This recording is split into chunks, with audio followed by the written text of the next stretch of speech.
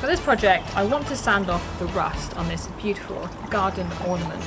And to be able to do that, I've tried out a few different accessories, and I have found the perfect one that works for this application, which is this easy speed click abrasive brush, and it's grit 36. So let me put this together on my Dremel. I'm going to put on some PPE, add in the battery, and then we'll be ready to go.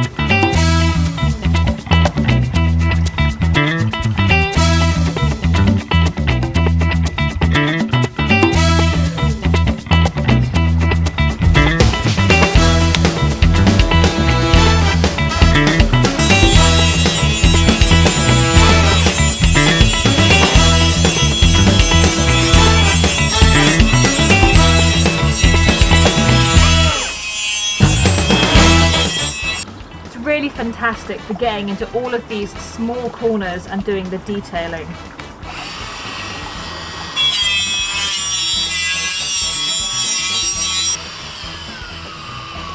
Can't believe how well this is coming out. No dramas with Dremel.